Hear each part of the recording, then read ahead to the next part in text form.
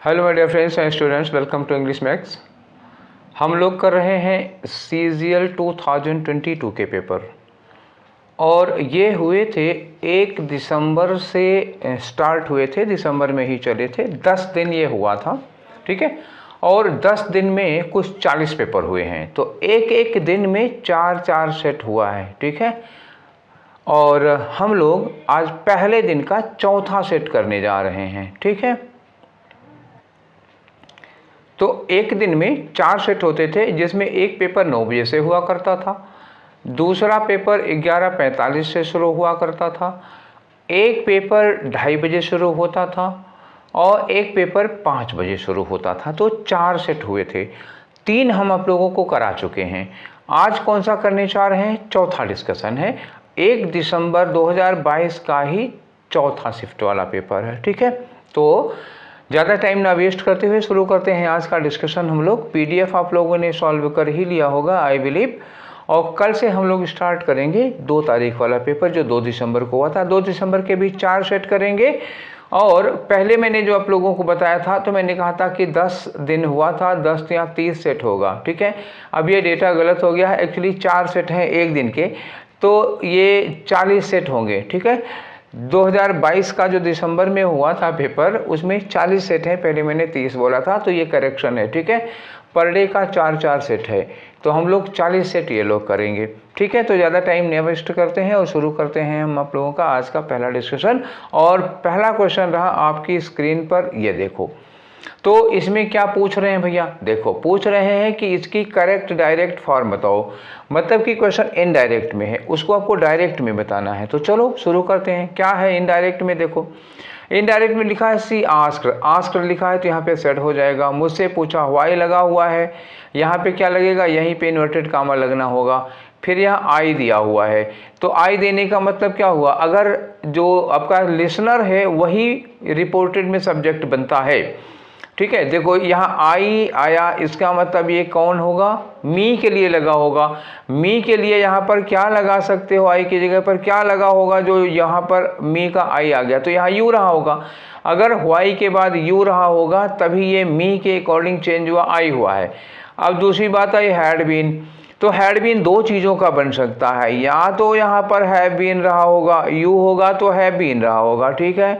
या तो have been रहा होगा, या तो फिर इस जगह पे वर रहा होगा, ठीक है।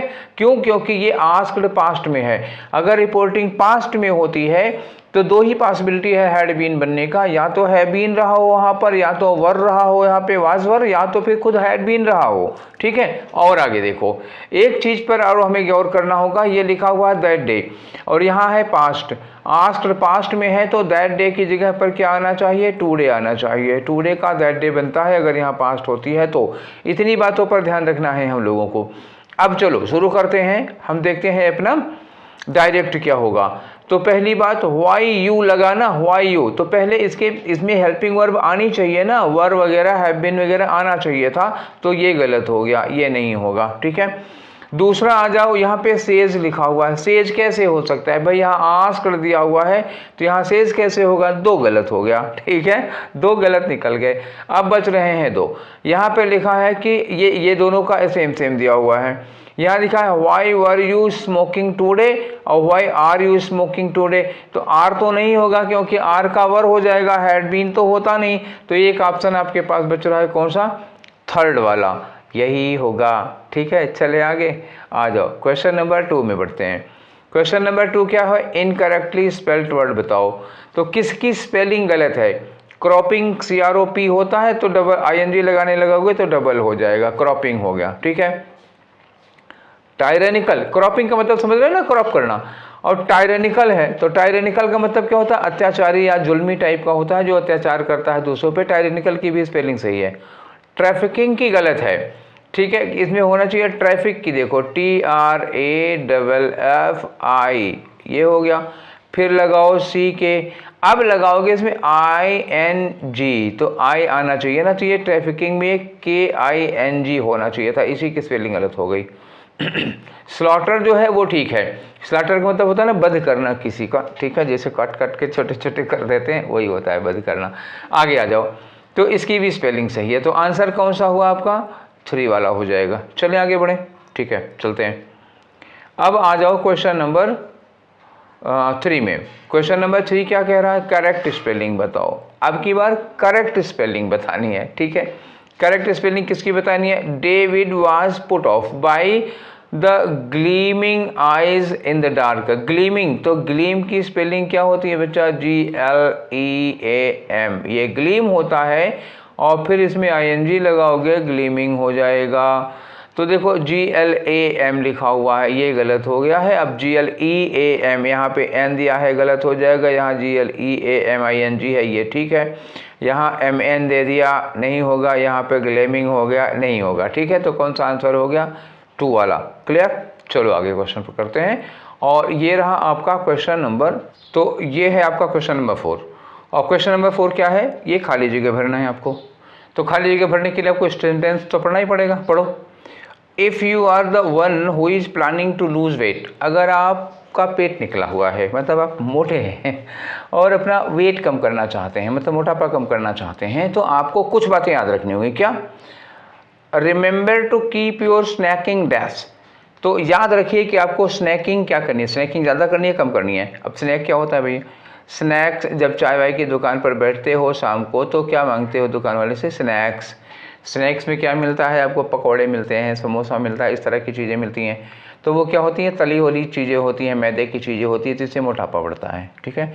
तो अगर आप मोटापा कम करना चाहते हैं तो सबसे पहले इन चीज़ों को आपको कम करना पड़ेगा। तो कम करने के लिए आपको कौन सा वर्ड यूज करना है, देखो मॉडरेट रखना है। मॉडरेट का मतलब क्या हुआ, मॉडरेट मतलब एकदम से नहीं छोड़ देना है, कभी हफ्ते में 1-2 दिन खा सकते हैं और 1-8 पीस खा सकते हो, ये नहीं कि रोज़ 2 समोसे काटे हुए। तो ये चीज़ हो जाती है, मॉडरेट करना, ठीक है, ये ऑप्शन सही लग रहा है। प्रेजुडाइज्ड का मतलब होता है पूर्वाग्रह से ग्रसित। पूर्वाग्रह से ग्रसित क्या होता है, मतलब you have pre conception about something या समबडी, किसी चीज़ के बारे में या किसी वजह से आपने पहले से मान रखा है कि फलाना आदमी बुरा है, बुरा अब मान लिए है बुरा तो अच्छा काम करेगा तभी आप नहीं मानेंगे। तो इस तरह से हमारे मन में पहले से किसी के प्रति कोई धारणा बैठी होती है तो उसको प्रेजुडाइज कहते हैं। अच्छा, अनकंट्रोल्ड, तो ये बताइए कि जब आप मोटापा कम करेंगे तो आप स्नैक्स अनकंट्रोल्ड खाएंगे क्या, तो और मोटे हो जाएंगे यार, तो ये तो लग नहीं रहा है। और ये इररिलेवेंट है, इसका कोई नाता नहीं है, आउटगोइंग का कोई मतलब नहीं है यहाँ पर। तो यही होगा मॉडरेट, आपको स्नैक्स कम मात्रा में लेने पड़ेंगे, संयमित लेना पड़ेगा, कंट्रोल्ड खाना पड़ेगा। जब मन कर तब समोसा खा लिया, ऐसा नहीं होगा, ठीक है। तो आ जाओ क्वेश्चन नंबर 5 में। क्वेश्चन नंबर 5 क्या है, एंटोनिम बताना है किसका, ये दिया हुआ है कैजुअल। तो कैजुअल क्या चीज़ होती है बताइए, जिसे हम कहते हैं किसी से कैजुअल बातचीत हो रही थी, ये कैजुअल मीटिंग है, ठीक है। तो या हम किसी से जैसे कहीं शादी वादी में जाते हैं, या मान लो जैसे सपोज करो जैसे हम लोग पढ़ाने के लिए बैठते हैं तो शर्ट वर्ट पहन के बढ़िया से बैठते हैं, या क्लास लेने जाते हैं तो पैंट शर्ट जूता मोजा पहन लेते हैं। जब से बाल कटाने के लिए जाते हैं तो क्या पहन के जाते हैं, लोअर पहन लिए, चप्पल पहन लिए, चले गए, ठीक है, टी शर्ट पहन लिए। तो जो लोअर चप्पल और टी शर्ट है ये क्या हो गई, ये कैजुअल ड्रेस हो गई जो हम घर पे यूं ही पहन लेते हैं। और फॉर्मल क्या होती है, जब ऑफिस जाते हो तो जो पहनते हो, या पढ़ाने के लिए जाते हो तो जो पहनते हो, फॉर्मल ड्रेस हो जाती है, ठीक है। तो कैजुअल का अपोजिट क्या हो गया, एकदम से फॉर्मल हो गया, ठीक है। फॉर्मल का मतलब क्या हुआ, जो विशेष काम के लिए पहना जाता है। कैजुअल मतलब यूं ही रोजमर्रा वाला हो जाता है। तो ये अपोजिट क्या हो जाएगा इसका, फॉर्मल हो जाएगा। स्पिरिचुअल का मतलब आध्यात्मिक हो जाएगा, ट्रेडिशनल पारंपरिक हो जाएगा, पर्सनल का यहाँ कोई लेना देना नहीं है, ठीक है। तो आंसर कौन सा हुआ आपका, फर्स्ट वाला। अब आ गया जो क्वेश्चन नंबर 6 में। क्वेश्चन नंबर 6 क्या है, कह रहे हैं कि आप रिप्लेस करो अंडरलाइंड वर्ड को। यहाँ पे कुछ अंडरलाइन किया हुआ है, इसको आपको रिप्लेस करना है। किससे करना है, यहाँ लगाना है आपको adverb of time. Adverb of time, adverb of time क्या होता है, आपने कोई काम किया तो उस काम का जो टाइम बता रहा होता है उसको हम कहते हैं एडवर्ब ऑफ टाइम। जैसे हम कहते हैं कि मैंने कल एक घड़ी खरीदी, I bought a watch yesterday. कब घड़ी खरीदी, कल खरीदी। या कल मैं कानपुर जाऊंगा तो I will go to Kanpur tomorrow, कब जाऊंगा, टुमारो। तो काम करने का जो समय होता है, कल घड़ी खरीदी, कल क्या हो गया, एडवर्ब ऑफ टाइम। कल कानपुर जाऊंगा, कल क्या हो गया, एडवर्ब ऑफ टाइम, ठीक है। जैसे हम कहें कि I will return your money within a week, तो विद इन अ वीक मतलब कब लौटाओगे, एक सप्ताह के अंदर, विद इन अ वीक, ये हो गया एडवर्ब ऑफ टाइम। तो जो टाइम ऑफ एक्शन बताएगा वो एडवर्ब ऑफ टाइम होगा।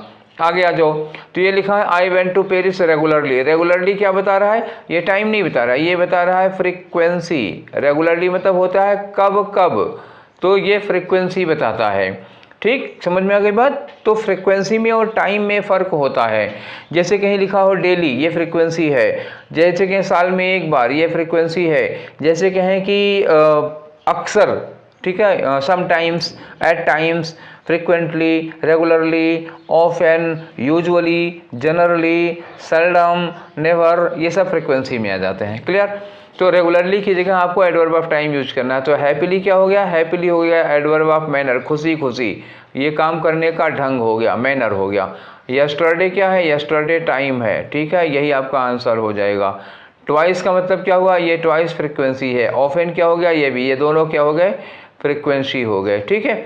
तो आंसर कौन सा हुआ आपका, यस्टरडे हुआ। ज़्यादा डिटेल में एडवर्ब पढ़ना पड़ेगा आपको, ठीक है। तो जब एडवर्ब में पढ़ा दूंगा, आपके एग्जाम के पहले एडवर्ब पढ़ा दूंगा, ठीक है।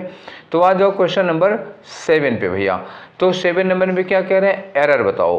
किसकी एरर बताओ, the child was grazing longingly at the toy. एक छोटा सा बच्चा है और एक खिलौना रखा हुआ है। तो बच्चा खिलौने को देख रहा है, तो किस नज़र से देख रहा होगा बच्चा खिलौने को, वही आपको ठीक करना है। The child was grazing, gazing, gaze का मतलब क्या हुआ, ग्रेज नहीं, गलत बोल दिया मैं, ग्रेज तो घास चरने के लिए लगता है।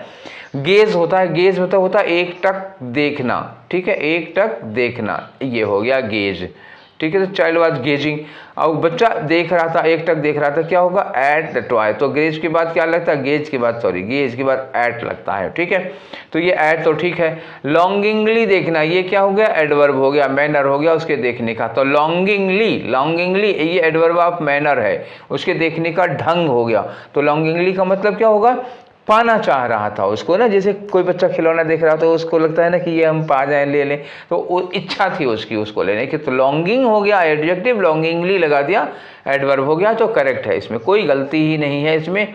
तो क्या ऑप्शन हो गया, नो एरर, चौथे, ठीक है। आपके क्वेश्चन नंबर 7 में आंसर होगा 4, ठीक। आगे बढ़ो क्वेश्चन नंबर 8 में। तो क्वेश्चन नंबर 8 क्या है, बताना है आपको, इडियम की मीनिंग बतानी है। बैग एंड बैगेज, तो बैग एंड बैगेज का मतलब क्या होगा भैया, जैसे कभी कभी कहा जाता है ना कि they left Lucknow bag and baggage, ठीक है। They left Lucknow bag and baggage मतलब क्या हुआ, वो बोरिया बिस्तर सहित लखनऊ से चले गए। तो बोरिया बिस्तर सहित जाने का मतलब क्या होगा, सारा सामान लेकर चले गए। तो बैग एंड बैगेज का मतलब बोरिया बिस्तर सहित, मतलब सारा सामान लेकर। तो ये हो गया with all of one's possessions, अपना सब कुछ लेकर के यहाँ से चले गए, ये with all of one's possessions. तो पहला वाला आंसर हो जाएगा, ठीक है। With burden, without any rain या विदाउट हैप्पीनेस, इनमें से कुछ भी नहीं होगा, ठीक। आगे बढ़े क्वेश्चन नंबर 9 में आ जाओ। तो क्वेश्चन नंबर 9 क्या है, ये बता रहे हैं कि इसमें पैसिव वॉइस ये लिखा है, ये दिया है, ठीक है। तो इसको पैसिव वॉइस में बदलना है, जो सेंटेंस दिया हुआ है। तो robin rolled the marble through a small plastic pipe, छोटे सी मतलब एक छोटी सी प्लास्टिक की पाइप से उसने क्या किया, मार्बल को, रोल का मतलब क्या हुआ, आगे की ओर खिसकाया, लुढ़काया, ये हो गया। तो रॉबिन किसने, सब्जेक्ट हो गया, रोल्ड क्या हो गया, वर्ब हो गई, द मार्बल क्या हो गया आपका, ऑब्जेक्ट हो गया, और through a small plastic pipe ये क्या हो गया, साधन हो गया, मीन्स कह सकते हैं उसको। तो पैसिव किससे बनेगी, वर्ब की थर्ड फॉर्म हो जाएगी, सब्जेक्ट इधर, ये ऑब्जेक्ट इधर आके सब्जेक्ट बनेगा, सब्जेक्ट इधर चला जाएगा, ठीक है ना, क्लियर। इतनी बात होती है एक्टिव पैसिव में। अब दूसरी तरह की बात करो तो रोल्ड क्या हो गया, रोल्ड है आपकी वर्ब की सेकेंड फॉर्म, क्लियर है। तो जब वर्ब की सेकेंड फॉर्म को पैसिव में बनाते हैं हम लोग, तो वाज वर्ब के साथ क्या लगा देते हैं, वाज वर्ब के साथ वर्ब की थर्ड फॉर्म लगा देते हैं, ये भी ठीक हो गया। और क्या लुढ़काया इन्होंने, मार्बल लुढ़काया, मार्बल सिंगुलर है तो सिंगुलर के साथ हम क्या लगाएंगे, वाज लगाएंगे। तो सबसे पहले हम लोग देख लेते हैं कहाँ वाज के साथ रोल्ड है और मार्बल हमारा क्या बनेगा, सब्जेक्ट। तो यहाँ द मार्बल लिखा हुआ है, सही है, द स्मॉल पीस ऑफ। तो ये स्मॉल पीस ऑफ, पाइप थोड़े नहीं खिसका रहा था वो आदमी, पाइप तो साधन है, पाइप से खिसका रहा था, क्या खिसका रहा था, मार्बल खिसका रहा था। तो यहाँ द मार्बल लिखा, यहाँ द मार्बल लिखा, इतना तो ठीक है, ठीक है। तो दो वाला तो पहले कट गया। अब आ गया द मार्बल वाज रोल्ड, मैंने कहा था वाज के साथ थर्ड फॉर्म लगानी है, marble was rolled through a small plastic pipe, ये भी ठीक है, बाय रॉबिन, ये भी ठीक है। तो पहला वाला सही लग रहा है। अब और चेक कर लेते हैं, दूसरा वाला हुआ होगा ही नहीं, ये पहले ही गलत हो गया। तो तीसरा देखो, the marble was rolled bye robin in a small pipe, ये इन अ स्मॉल पाइप नहीं है, बल्कि क्या लिखा हुआ है यहाँ पे, थ्रू अ स्मॉल पाइप। साधन थ्रू लगाओगे ना, इन नहीं लगाओगे, तो ये वाला इन लगाने की वजह से कट गया, तो तीसरा कट गया। चौथे में क्या हुआ कि the marble through a small plastic pipe was rolled bye robin, तो थ्रू अ स्मॉल। अब ये जानते हो, वाज रोल्ड के पहले, काम होने के पहले साधन नहीं आएगा, साधन क्या होता है, काम होने के बाद में यूज किया जाता है, तो चौथा भी गलत हो गया। तो ये चारों गलत, मतलब 3 गलत हो गए। अब सही कौन सा है, केवल पहला वाला है, ठीक है। तो पहला आपका आंसर कौन सा हो जाएगा इसमें, 9 में फर्स्ट हो गया, ठीक है। अब आ गया जाओ क्वेश्चन नंबर 10 में। तो क्वेश्चन नंबर 10 में क्या कह रहे हैं, कह रहे हैं कि rearrange the parts of sentence. ये एक सेंटेंस के 4 हिस्से दिए हुए हैं, इनको आप PQRS में अरेंज करना पड़ेगा। चलो देख लेते हैं। स्टार्टर क्या दिया है, माइकल होल्डिंग। माइकल होल्डिंग क्या है, कोई व्यक्ति है, कोई पर्सन है, उनका नाम है माइकल होल्डिंग। और माइकल होल्डिंग के बाद क्या लगा दिया, सब्जेक्ट लगा दिया, हु क्या काम करता है भैया, हु होता है सब्जेक्ट, तो इसके बाद क्या लगनी चाहिए, वर्ब लगनी चाहिए। लगनी चाहिए कि नहीं लगनी चाहिए, बता आप, ये लोग बताओ। माइकल होल्डिंग के बाद रिलेटिव प्रोनाउन लगा दिया हु, और हु काम करता है किसका, सब्जेक्ट का, सब्जेक्ट का काम करता है, तो सब्जेक्ट लगने के बाद वर्ब चाहिए। अब सोच लो, इसके बाद हमें सीधे वर्ब लगानी है और कुछ नहीं लग सकता। तो 20 ये लगेगा नहीं, कमेंट्री लगेगा नहीं, was a member of sky sports ये वर्ब है, ये लग सकती है। हिज स्टिंक्ट ये लगेगा नहीं, तो आर से स्टार्ट होगा। आर से स्टार्ट होने वाले इसमें कितने सेंटेंस हैं, तो इसमें आर से कौन स्टार्ट हो रहा है, देखो ये QPRS ये होगा नहीं, यहाँ SPQR दिया हुआ ये होगा नहीं, यहाँ PSQR दिया है होगा नहीं, ये आर, यही आर, एक चौथा वाला ऑप्शन है जो आर से स्टार्ट हो रहा है 100%। जब आपको देखो, जब आपको स्टार्टर मिल गया तो स्टार्टर, उसके बाद चेक कर लो, ऑप्शन देख लो, अगर एक ही ऑप्शन है तो छोड़ो, और मेहनत करने की क्या ज़रूरत है जी, ठीक। देखो बन गया ना। अब अगर आपका मन करे तो मिला के देख लेना, आएगा यही तब भी, क्योंकि वो फिक्स है, एक क्लू मिल गया ना हम लोगों को। हु सब्जेक्ट होता है, इसके बाद वर्ब लगानी है, एक ही में वर्ब से स्टार्टिंग है, खत्म कहानी। और ऑप्शन भी आर से स्टार्ट होने वाला एक ही मिला, तो क्या जरूरत है सर पटकने की। आगे बढ़ो, क्वेश्चन नंबर 11, ठीक है। तो ये रहा क्वेश्चन नंबर 11। एंटोनियम बताना है, किसका बताना है, कंसीट का। कंसीट का मतलब क्या होता है, अहंकार। अहंकार को क्या कहोगे, एरोगेंस कहोगे, ठीक है। एक ये वर्ड मिला, एरोगेंस, ठीक है, ओ है ये, ठीक है, एरोगेंस हो गया।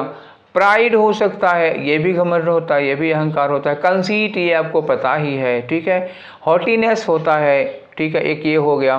तो अब कंसीट, अब चलो इसमें आ जाओ, एंटोनियम बताओ। तो अहंकार का अपोजिट क्या हो गया, विनम्रता होगी, ठीक है। विनम्रता के लिए क्या लगाओगे, ये मॉडेस्टी है ना, विनम्रता के लिए लगाओ। अच्छा देखो ऑप्शन, रिवील का मतलब क्या होता है ना, कोई सीक्रेट है, कोई राज है, उसको डिस्क्लोज कर दोगे तो रिवील हो गया। हिडन का मतलब क्या होता है, छुपा लेना। कंसीलमेंट, कंसीलमेंट में पहले आप देख लो, कंसील, कंसील का मतलब छुपाना होता है, इसी कंसील में मेंट लगा दोगे तो नाउन बना दोगे, तो छुपाने उपाने से कोई रिलेशन ही नहीं है इसका, तो ये नहीं होगा, ये नहीं होगा, ठीक है। और रिवील होगा नहीं, तो आपका एक ऑप्शन बच रहा है मॉडेस्टी, यही विनम्रता के लिए लगेगा। कंसीट का अपोजिट 2 वाला होगा, ठीक है। तो ये रहा आपका आंसर 2। आगे बढ़े, क्वेश्चन नंबर 12 में आते हैं। तो क्वेश्चन नंबर 12 भाई फिर से खाली जगह भरने के लिए है। तो लिखा है planets are dash around the sun. अब ये बताओ कि प्लैनेट क्या करते हैं, सूर्य के चारों ओर घूमा करते हैं। तो सूर्य के चारों ओर घूमने के लिए कौन सा वर्ड लगा सकते हो, रिवॉल्विंग लगाओगे कि राउंडिंग लगाओगे कि सर्किलिंग लगाओगे कि रोटेटिंग लगाओगे, हैं चारों के चारों घूमने के लिए। इसी को कहा जाता है कोलोक्वेशन, ठीक है। आजकल CGL में 2022 से इन्होंने स्टार्ट कर दिया, यही वाला पेपर है जो आप लोग सॉल्व कर रहे हो, यहीं से शुरू हुआ था कोलोक्वेशन का यूज करना। तो कोलोक्वेशन क्या चीज़ होती है, एक जैसे वर्ड यूज करेंगे। जैसे मान लीजिए प्राइस, जैसे कह दिया कीमती, तो प्रीसियस, एक्सपेंसिव ये सब लगा देंगे। कॉस्टली, प्रीसियस, एक्सपेंसिव, कॉस्टली, तीनों ऑप्शन में दे देंगे। अब आपको बताना होगा कि इसमें मोस्ट सूटेबल कौन सा है।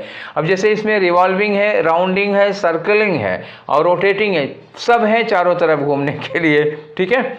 तो इसमें से सबसे सूटेबल ऑप्शन कौन सा होगा, ये देखा जाएगा। देखना यह है कि प्लैनेट्स सूर्य के चारों ओर जब घूमते हैं, ये सूर्य हो गया, और प्लैनेट जब इसके चारों ओर घूमता है तो इस प्रक्रिया को साइंटिफिकली कहा जाता है रिवॉल्व करना, ठीक है। इसको क्या साइंटिफिकली क्या कहते हैं, रिवॉल्व करना कहते हैं। अब दूसरी बात, ये जो अराउंड लगा हुआ है ये केवल रिवॉल्व के साथ ही अराउंड लगता है, बाकी और किसी के साथ नहीं लगता। राउंडिंग अराउंड नहीं होगा, सर्कलिंग अराउंड नहीं होगा, रोटेटिंग अराउंड नहीं होगा, केवल रिवॉल्विंग के साथ अराउंड लगता है। तो पहला ऑप्शन आपका करेक्ट माना जाएगा। ठीक है, आगे आ जाओ। अब आते हैं क्वेश्चन नंबर 13 में। क्वेश्चन नंबर 13 में एंटोनियम बताना है किसका, फर्टाइल का। और आपको अपने मन से नहीं बताना है, फर्टाइल का ऑप्शन आपको ढूंढना है किसमें, इस सेंटेंस में कहीं पे लगा हुआ है वहीं से आपको ढूंढना है। तो कौन कौन से वर्ड अब इस सेंटेंस में आए हुए 2-3-4 वर्ड है, फिकंड है, वेट है, रिच है, बैरन है, इन्हीं में से आपको ढूंढना है। तो ये लिखने की क्या ज़रूरत थी जब इन्होंने ये नीचे 4 ऑप्शन दे ही रखा है तो, लेकिन कोई बात नहीं, इनकी मर्जी, हमें क्या करना है, कर लेते हैं इन्हीं के मन का। तो फर्टाइल का मतलब क्या होता है, फर्टाइल का मतलब होता है उपजाऊ। ठीक है, ऐसा खेत जिसमें कोई चीज़ अगर किसी चीज़ की बुआई कर दो तो खूब ज़्यादा पैदावार होती है, उपजाऊ होता है। तो इन्होंने कहा the teacher asked wheat is grown in which kind of land. तो गेहूं किस तरह की लैंड पर उगाया जाता है, रिच लैंड पर कि वेट लैंड पर कि बैरन लैंड पर या फीकंड लैंड। फीकंड मतलब भी होता है उपजाऊ। ठीक है, फीकंड मतलब उपजाऊ। तो फीकंड क्या मिला आपको, एक साइनोनिम मिल गया। फर्टाइल का एक साइनोनिम मिल गया फीकंड। और बैरन का मतलब क्या होता है, बंजर अनउपजाऊ। बैरन मतलब क्या हुआ, बंजर अनउपजाऊ होगा। ठीक है, तो यही तो आपका मिल गया ना, आपका आंसर क्या होगा, बैरन होगा। फर्टाइल का अपोजिट क्या हो गया, बैरन हो गया, आंसर मिल गया। और जानना चाहते हो ये वेट और रिच का तो जानते ही हो यार, मतलब क्या बताएंगे उसको, फीकंड का बता दिया मैंने। नेक्स्ट आ जाओ क्वेश्चन नंबर 14 पे। तो क्वेश्चन नंबर 14 क्या कह रहा है, ये आपको बनाना है पैसिव वॉइस। पैसिव वॉइस किसका बनाना है, the manager explain the latest assignment to Lana. तो एक्सप्लेन मेन वर्ब हमारी क्या है, एक्सप्लेन हमारी मेन वर्ब है और एक्सप्लेन है वर्ब की सेकंड फॉर्म में। तो इसका मतलब क्या होगा, तो द लेटेस्ट असाइनमेंट को पैसिव में हमें बनाना पड़ेगा।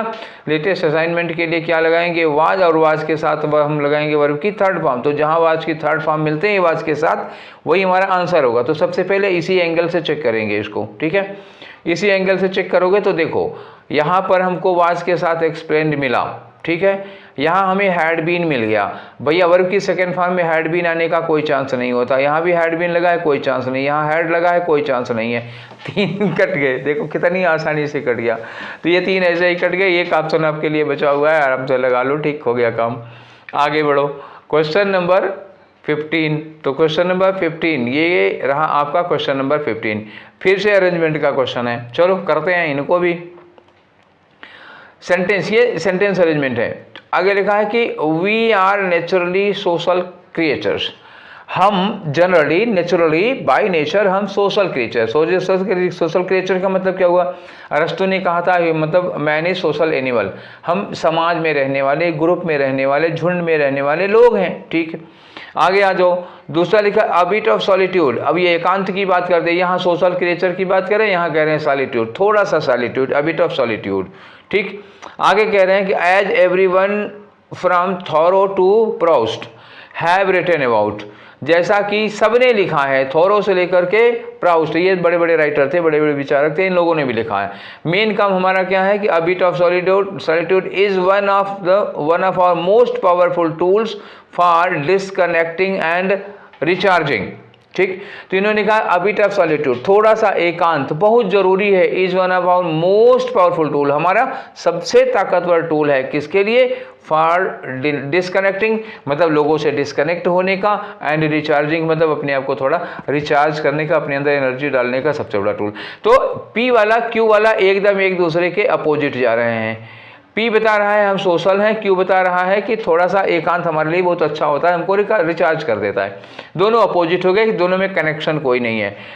तीसरे में लिखा this does not mean you need to lock yourself away in a room at the end of day.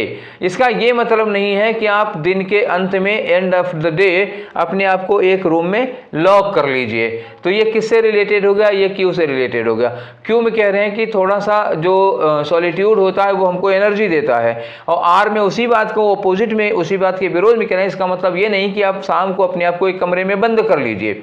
ठीक है, तो क्यू का रिलेशन आर से है, क्योंकि क्यू में जो बात कही गई है उसी को काट रहा है आर वाला, उसी को स्पष्ट कर रहा है कि ऐसा नहीं, मतलब इसका मतलब ये नहीं है। एस में लिखा है कि however all that time with people takes its toll. However किसके विरोध में जा रहा है? ये जा रहा है पी के विरोध में जा रहा है, ठीक है। कह रहे हैं कि हालांकि all that time with people, जो लोगों के साथ हम सारा समय बिताते हैं, takes its toll. Take its toll एक इडियम है, इसका मतलब होता है निगेटिव इफेक्ट होना। तो जो सारा समय, अगर हम अपना सारा समय लोगों के साथ बिताते हैं तो इसका एक निगेटिव पॉइंट भी है। तो पी के अगेंस्ट जा रहा है एस, ठीक है, और क्यू के अगेंस्ट में जा रहा है आर। तो पी एस और क्यू आर लगा देते हैं हम लोग, तो पी एस क्यू आर ये रहा हमारा, मिल गया, ठीक है। बात समझ में आई ना कैसे कैसे हुआ। पी में कह रहे हैं कि हम सोशल एनिमल होते हैं, फिर कह रहे हैं कि लेकिन सोशल एनिमल हमेशा लोगों के साथ समय बिताने का एक नेगेटिव इफेक्ट भी होता है, तो पी के साथ एस लगा दिया। फिर आगे कह रहे हैं कि थोड़ा सा एकांत जो हमको मिलता है, थोड़ा सा एकांत हमारे लिए ज़रूरी होता है, उसमें हम एनर्जाइज हो जाते हैं, रिचार्ज हो जाते हैं। फिर उसके अगेंस्ट में जाके बोले कि लेकिन इसका मतलब ये नहीं कि शाम को आ जाओ आप कमरे में बंद होके ताला लगा लो, ऐसा भी नहीं है। तो पी का पेयर है एस और क्यू का पेयर है आर, ठीक है ना, समझ गए। तो लग गया ये पी एस क्यू आर। आगे बढ़ते हैं, क्वेश्चन नंबर 16 में आ जाओ। क्वेश्चन नंबर 16 में क्या है? वन वर्ड बताना है आपको, किसका? Feeling are showing extreme tiredness. Tiredness का मतलब क्या होता है? थकान। हद से ज़्यादा जब आप थके होते हैं तो इस चीज़ के लिए वन वर्ड क्या होगा? एक लिखा है ड्राउसी। ड्राउसी का मतलब क्या होता है? जब आपको नींद आ रही हो, ठीक है, ऐसे बैठे हैं, कुछ सुन रहे हैं, पता लगा टीवी देख रहे हैं, थोड़ी बैठे बैठे, हाँ ठीक, फिर आप कॉल लेंगे, वही वाला।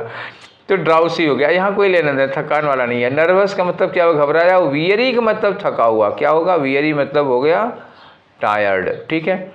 और वाइटलाइज्ड, वाइटलाइज्ड तो अपोजिट हो जाएगा। वाइटलाइज्ड का मतलब थके थे, थकने के बाद थोड़ी देर आराम किए, हाथ मुंह धोए, उसके बाद कोल्ड ड्रिंक पी लिए, ठीक है, तो थोड़ी एनर्जी आ गई, तो वो वाइटलाइज्ड हो जाता है आदमी। तो ये अपोजिट में आ जाएगा, ठीक है, तो ये नहीं लगाना है हमको। कौन सा आंसर होगा आपका? थर्ड वाला होगा, ठीक है। आगे बढ़ लो। तो क्वेश्चन नंबर आ गया हमारा 17, ठीक। तो 17 में क्या कहना है भैया? 17 में कह रहे हैं कि अप्रोप्रिएट मीनिंग बताओ किसकी, जो अंडरलाइन किया हुआ इडियम है उसकी, ठीक। He was murdered in cold blood. He was murdered in cold blood. तो कोल्ड ब्लडेड मर्डर क्या होता है? कभी न्यूज़पेपर में आप लोगों ने देखा होगा कोल्ड ब्लडेड मर्डर। अभी एक दिल्ली में घटना हुई थी कि किसी लड़के ने अपनी प्रेमिका को, जिसको भगा के लाया था, उसको वो पता नहीं कितने 36 टुकड़े कितने टुकड़े किया था। तो ये कोल्ड ब्लडेड मर्डर होता है। मतलब आदमी कि जैसे किसी का गला घोट दिया, आदमी मर गया, उसके बाद उसको ठिकाने लगा दिया, नहीं, उसको मार डालने के बाद उसके छोटे छोटे टुकड़े कर डालता है। या मर जाना, कोई जिसको मार रहे हैं वो मर गया, उसको मरने के बाद भी पीट रहे हो और उसके साथ बहुत ही क्रूरता की जा रही, तो कोल्ड ब्लडेड होगा। अच्छा, जब कोल्ड ब्लडेड होगा तो वेल प्लान्ड होता है। एट रैंडम जो होता है, जैसे आपने एट रैंडम मर्डर, जैसे किसी ने किसी पे गोली चला दी, तो उसमें बहुत ज़्यादा क्रूरता नहीं होती है, गोली चला दी, चला गया, एट रैंडम मर्डर हो गया। और मारने के बाद जो उसके साथ मतलब और घिनौनापन और जो मतलब एकदम क्रूरता करते हैं, वो कोल्ड ब्लडेड होता है और ये सोचा समझा होता है, वेल प्लान्ड होता है, ठीक है। तो आ जाओ, कोल्ड ब्लडेड में क्या होगा? When blood is cold. अरे ब्लड वगैरह कोल्ड रहने की बात नहीं है, डेलिबरेटली मतलब जानबूझकर। हाँ, कोल्ड ब्लडेड मर्डर जितने होते हैं वो सब जानबूझकर होते हैं, वेल प्लान्ड होते हैं, ठीक है, अनजाने में नहीं होता ये। और रिग्रेटफुली मतलब ऐसा करके आप पश्चाताप कर रहे हैं, तो कोल्ड ब्लडेड में पश्चाताप वगैरह नहीं होता। इन कोल्ड अरे वेदर से कोई लेने देना नहीं। तो क्या हो गया यहाँ पे? डेलिबरेटली हो जाएगा, जो जानबूझकर किया गया मर्डर होता है और उसमें मर्डर करने के बाद बड़ी क्रूरता की जाती है, वो वाला हो गया, ठीक है। आगे आ जाओ 18 पे। 18 में क्या दिया है? Superb and impressive. तो यहाँ लिखा हुआ है कि Navika is a superb and impressive child in her class. इसके लिए आपको क्या करना है? एक वर्ड सब्स्टिट्यूट करो, इसकी जगह पर एक वर्ड लगाओ। किसके लिए? सुपर्ब एंड इम्प्रेसिव चाइल्ड के लिए। तो सुपर्ब एंड इम्प्रेसिव चाइल्ड क्या होगी? बहुत तेज होगी, बहुत ब्रिलियंट होगी, ठीक है। तो विविड का मतलब क्या हुआ? विविड मतलब विचित्र होगा, स्ट्रेंज होगा। तो सुपर्ब और इम्प्रेसिव के लिए विविड नहीं लगेगा। स्प्लेंडिड का मतलब बहुत शानदार। ये व्यक्ति के लिए नहीं लगता, वस्तुओं के लिए लगता है। घर बहुत शानदार है, कार बहुत शानदार है, किसी का भाषण बहुत शानदार है, किसी का लेख बहुत शानदार है। कोई पर्सन शानदार नहीं होता, कोई पर्सन स्प्लेंडेड नहीं होता, ठीक है। तो अब लगाना है नविका के लिए, तो नविका डेजलिंग होगी नहीं, डेजलिंग भी कोई वस्तु होती है जिसमें चकाचौंध होती है, चमक बहुत ज़्यादा होती है, ये भी नहीं होगा। तो ब्रिलियंट होगा, हाँ, लड़की है ब्रिलियंट होगी, बहुत सुपर और इंप्रेसिव है तो ब्रिलियंट हो सकती है, ये उसके लिए सूटेबल एडजेक्टिव आ जाएगा। ठीक है ना, तो ये रहा आपका, ये भी कोलोकेशन का क्वेश्चन है। ठीक है, तो 4 वाला आंसर हो गया। आगे आ जाओ क्वेश्चन नंबर 19 में। तो क्वेश्चन नंबर 19 में क्या है, साइनोनियम बताना है किसका, ट्रांसिएंट का। ट्रांसिएंट का मतलब क्या होता है, क्षणिक। क्षणिक का मतलब क्या हुआ, जो चीज़ अंशकालिक है, जो कुछ समय बाद समाप्त हो जाती है, ठीक, जो परमानेंट नहीं है, जो बहुत देर तक चलने वाली नहीं है। ठीक है, तो क्षणिक मतलब थोड़ी देर के लिए होता है, टेम्पोरेरी होता है वो ना, परमानेंट नहीं होता। तो ट्रैप का मतलब क्या होता है, किसी को फंसा लेना। ठीक है, और ट्रांसफॉर्म का मतलब क्या होता है, किसी का रूप बदल देना, रूप परिवर्तित कर देना। ट्रांसमिट का मतलब होता है एक जगह से दूसरी जगह पहुंचा देना। देखो, ट्रांस का मतलब होता है चेंज करना, क्लियर, ट्रांस मतलब चेंज करना। ट्रांसमिट का मतलब क्या हुआ, एक जगह से दूसरी जगह बदल दिया। ट्रांसफॉर्म का मतलब होता है रूप बदल देना, रूप चेंज कर देना। ठीक है, अब लिखा टेम्पोरेरी। टेम्पोरेरी का मतलब क्या होता है, शॉर्ट टाइम, शॉर्ट लिव्ड। ठीक है, बहुत कम समय के लिए, ये हो गया फॉर शॉर्ट टाइम या शॉर्ट लिव्ड, बहुत कम समय के लिए। और ट्रांसिएंट भी यही था, क्षणिक, बहुत कम समय के लिए। तो क्या बने आपका साइनोनियम, ये हो गया टेम्पोरेरी। क्लियर, आगे बढ़े। तो ये रहा। अब आप तो जानते ही हैं क्वेश्चन नंबर 20, अभी नहीं 21 में नहीं पहुँचे हैं। तो क्वेश्चन नंबर 20 में फिर खाली जगह दिया हुआ है, लिखा it is very difficult for her to, उसके लिए बहुत कठिन है ये काम करना। कौन सा काम करना बहुत कठिन है, क्या, अब नीचे लिखा है सब के सब सीक्रेट पे बने हुए। Keep a secret, cry a secret, अब सीक्रेट क्राई नहीं किया जाता भाई। मेक अ सीक्रेट नहीं, ये भी नहीं होता। टच अ सीक्रेट, ये भी नहीं होता। क्या होगा, keep a secret. Keep a secret मतलब क्या हुआ, राज को राज रखना। कोई भी बात बता दी तो किसी से नहीं बताएंगे, ये होता है कीप अ सीक्रेट, और ये उसके लिए बहुत कठिन है। तो कीप अ सीक्रेट लगाओ, पहला वाला ऑप्शन। ठीक है, अब भैया 21 से लेकर के 25 तक की कहानी तो आप लोगों को पता ही है। 21 से 25 में एक पैसेज दिया होगा और उसके खाली जगहों को आपको भरना पड़ेगा। तो ठीक है, ये करते आ रहे हैं यार, एमटीएस वाले से लेकर अभी तक में रोज रोज तो यही होता है। चलो आगे आओ, पढ़ना है कि if writers only dared to dare, अगर राइटरों ने ये दुस्साहस करने का दुस्साहस किया होता, देखो कितना यूज किया बढ़िया से, इफ राइटर्स ओनली, काश कि इन लोगों ने किया होता, क्या किया होता, डेयर्ड टू डेयर, मतलब ये दुस्साहस, ये जोखिम उठाने का जोखिम उठाया होता, ये रिस्क उठाने का रिस्क उठाया होता। क्या, जैसा कि सुटोनियस, ये जानते हो सुटोनियस है, एक राइटर हैं, बहुत बड़े राइटर हैं, या टैसिटस हैं, ये लोग हैं, ऑफ द नॉवेल, ठीक है, कुड एग्जिस्ट। तो नॉवेल के सुटोनियस और टैसिटस अभी जिंदा होते, मतलब ये लोग जिंदा होते। चलो क्या काम करने को कह रहे हैं, सीधे मुद्दे पे आते हैं, एग्जाम्पल वगैरह की बात, कहानी छोड़ दो इनको। ठीक है, तो अगर डेयर टू डेयर मतलब अगर नॉवेलिस्ट ने, अगर राइटर्स ने ये डेयर किया होता, आगे बता रहे हैं कि फॉर द नॉवेल एज, क्योंकि इन्होंने कहा कि जो नॉवेल होता है वो क्या होता है, for the novel is dash, आगे लिखा है the history of manners turn into a story and a play. ठीक, ये इन्होंने कहा as is history itself often enough, जैसा कि हिस्ट्री ऐसा अक्सर होती है। तो जो पैसेज की स्टार्टिंग है उसमें इन्होंने कहा कि नॉवेल में और हिस्ट्री में क्या फ़र्क होता है, पहले ये बताया इन्होंने। और हिस्ट्री में क्या होता है, इन्होंने यहाँ देखो कहा है कि ना, as is history itself often enough, क्योंकि इन्होंने कहा हिस्ट्री अपने आप में पर्याप्त होती है। और नॉवेल के बारे में इन्होंने कहा कि नॉवेल क्या होता है, नॉवेल होता है हिस्ट्री ऑफ मैनर्स। क्या होता है, नॉवेल में बताया जाता है, जैसे मान लो अगर 17वीं सेंचुरी का कोई नॉवेल है, 18वीं सेंचुरी का कोई नॉवेल है, तो वो नॉवेल अपने समय का इतिहास होता है, अपने समय के मैनर्स की हिस्ट्री होती है। नॉवेल में राइटर अपने समय के बारे में लिखता है। 100-200 साल के बाद जब लोग पढ़ते हैं तो ये पता चलता है कि भाई उस सन में, ये राइटर के टाइम में ऐसा हुआ करता था। जैसे प्रेमचंद के नावल पढ़ो तो समझ में आ जाता है उस समय में, उस दौर में समाज कैसा हुआ करता था, लोगों के मैनर्स कैसे हुआ करते थे। टॉमस हार्डी के नावल पढ़िए तो आपको पता चल जाएगा कि उस समय के इंग्लैंड में किस तरह लोग हुआ थे, क्या कल्चर हुआ करती थी, शादी ब्याह सब तमाम सारी चीज़ें, शिक्षा विक्षा ये सब कैसी हुआ करती थी, प्रशासन वगैरह कैसा हुआ करता था। तो जो नॉवेल है वो एक तरह से समाज की हिस्ट्री होती है। तो इन्होंने कहा कि जो नॉवेल है वो क्या होता है, हिस्ट्री ऑफ मैनर्स होता है, जो कि स्टोरी के फॉर्म में या प्ले के फॉर्म में हमारे सामने पेश कर दिया जाता है। ठीक, तो जो कि यही काम हिस्ट्री भी करती है। अगर आगे कह दिया इन्होंने कि and there is no other dash than this. History में और नॉवेल में इसके अलावा और कोई डैश चीज़ नहीं होती। तो इन्होंने कहा हिस्ट्री और नॉवेल में इसके अलावा और कोई चीज़ डैश नहीं होती, तो मतलब क्या होता है, और कोई डिफरेंस और कोई अंतर इनके बीच में नहीं होगा, तो 2 पे डिफरेंस लगा दिया। इन्होंने कहा कि दैट द वन, अंतर केवल यही है दोनों में कि द नॉवेल क्या है, clocks it's manners dash the disguise of invented characters. Novel क्या करता है, अपने मैनर्स को, अपने जो उसके तौर तरीके हैं, क्लॉक्स का मतलब होता है ना उसको ढक देना, उसको कवर कर देना, क्लॉक होता है, तो मैनर्स को कवर कर देता है। That the disguise of, disguise का मतलब क्या हुआ, बदले हुए भेष में। क्या बदला हुआ भेष होता है, इन्वेंटेड कैरेक्टर।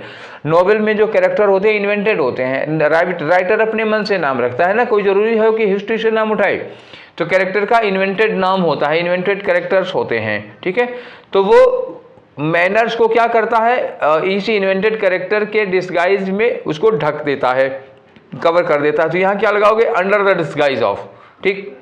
यहाँ तो फिक्स हो गया, 3 नंबर पे हम अंडर लगाएंगे श्योर, और 2 नंबर पे भी हमको क्या लगाना, डिफरेंस।